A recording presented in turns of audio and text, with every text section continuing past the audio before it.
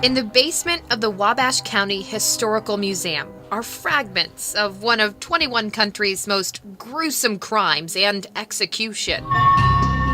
The headline for that day just reads in big bold letters, "Do not come to Wabash." Archivist T.J. Honeycutt reveals remains that don't often see the light of day.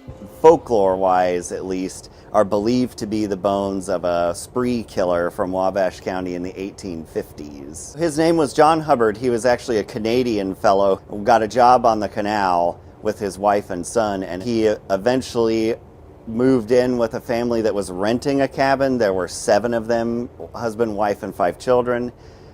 They disappeared. To those who questioned, it was entirely unusual. In the 1850s in Indiana, there was so much movement headed west and south and north that when the landlord showed up and said, "Where are the 7 folks who used to live here?" they just said, "Well, they got land in Iowa and just left."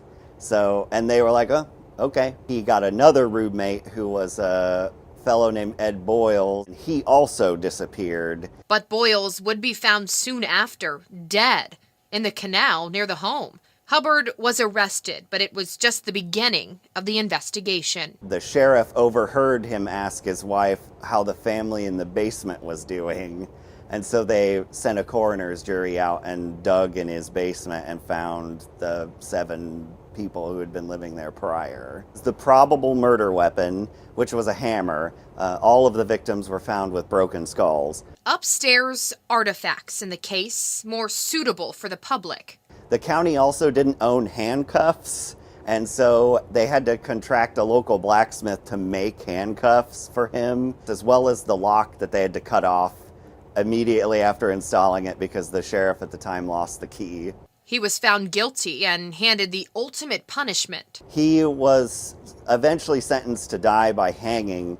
At the time, there wasn't a state structure for that, so they did it on the courthouse lawn. Our rival town at the time, Peru, Indiana, their headline in their main paper said, "Wabash goes over to barbarism." While it's hard to know for certain if these bones are what's left of Wabash's infamous serial killer, they'll go back into their box in a dark corner of storage, hidden from the public. In general, it's well outside of our mission and current programming to display the human remains or really draw any more attention to the serial killer story than is already there.